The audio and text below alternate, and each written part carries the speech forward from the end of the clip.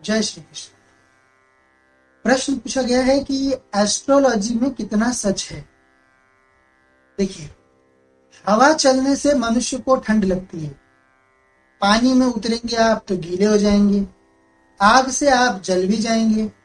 तो यदि कोई व्यक्ति यह समझता है कि विशाल ग्रहों की गति तथा दशा का व्यक्ति के जीवन पर कोई असर नहीं पड़ता है, तो वह सर्वथा अधम और मूर्ख ही है। ऐसों से तो दूरी बनाकर रखना ही उचित है। ग्रह जो होते हैं वह प्रारब्ध के रक्षक होते हैं और वे स्वयं भी सृष्टि के निर्माण के साथ प्रारब्ध में बच जाते हैं, यानी अर्थात उनका कार्य ही वही है कि वह मनुष्यों के लिए, प्राणियों के लिए, आत्माओं के लिए उनका प्रारब्ध निश्चित करें।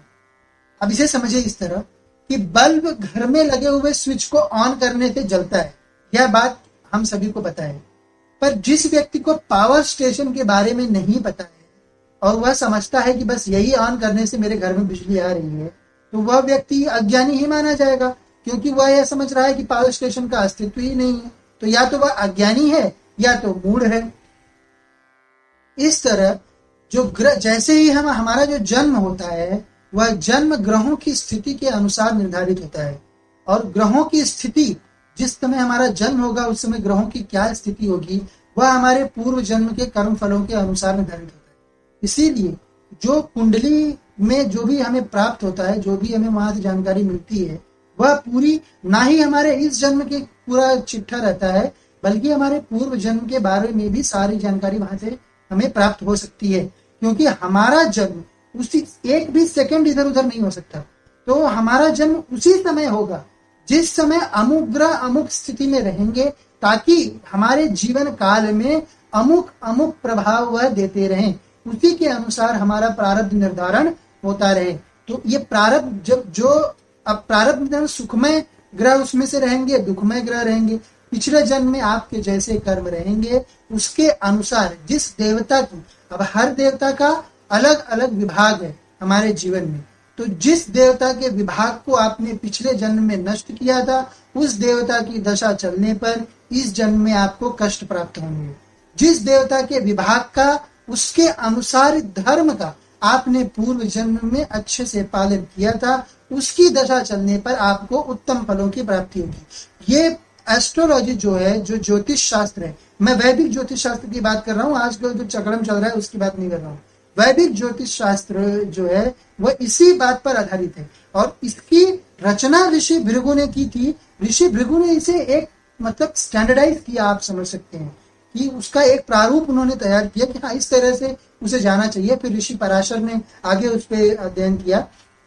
पर ऐसा नहीं है कि उसके पहले एस्ट्रोलॉजी जो है थी ही नहीं, ज्योतिष शास्त्र था ही नहीं। ज्योतिष शास्त्र महावेद का, वेदों 4 वेदों से पूर्व महावेद हुआ करता था। महावेद में चतुर्थ वेद, उसमें 3 वेद थे, 3 वेद में चतुर्थ वेद पुराणों और बाकी सबको माना जाता था उस समय। तो उसमें ज्योतिष शास्त्र पूरी तरह से स्थित था, उसका पूरी तरह से ज्ञान सभी को था, क्योंकि ऋषि भृगु जो है वह बहुत बाद के महायुगों के हैं, और उसके पहले के महायुगों का भी विवरण हमें ज्योतिष शास्त्र के अनुसार ही हमारे शास्त्रों में अभी भी मिलता है। और जब मैं स्वयं ध्यान अवस्था में जाता हूँ तो जो मुझे वहां पे दिखाई देता है उसके अनुसार भी मैंने आपको यहाँ पर यह बताने का प्रयास किया हुआ है। तो हमारा जन्म हमारे पूर्व जन्म के अनुसार होता है, ग्रह प्रारब्ध से बांधते हैं। इसलिए वैदिक ज्योतिष शास्त्र में जो बातें कही जाती हैं वह महज एंटरटेनमेंट के लिए नहीं है, बल्कि वह हमारे इस जीवन को बेहतर बनाने के लिए मार्गदर्शक बन सकती है। क्योंकि यदि आपको पता रहेगा कि हाँ जीवन के अमुक स्थान पे अमुक चीजें होने वाली हैं, तो उनका आप जो है उनका एक सोल्यूशन आप ढूंढने का प्रयास करेंगे। आप ब्राह्मण के पास जा सकते हैं, उससे उसका क्या निर्धारण किया जाए, किस तरह से उससे निपटा जाए, आप उनसे जानकारी ले सकते हैं।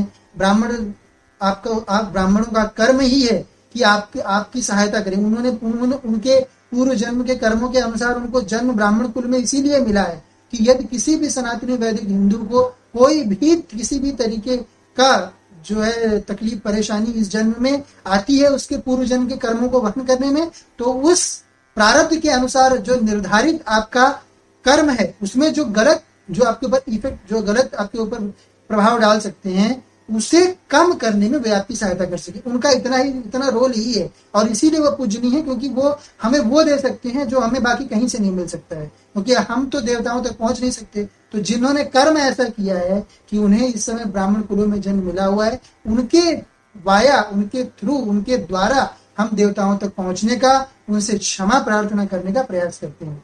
तो यही ज्योतिष शास्त्र का सच है। इसे जानिए और एक अच्छे ज्योतिष से अपने जीवन के बारे में मार्गदर्शन लेते रहिए। राधे राधे।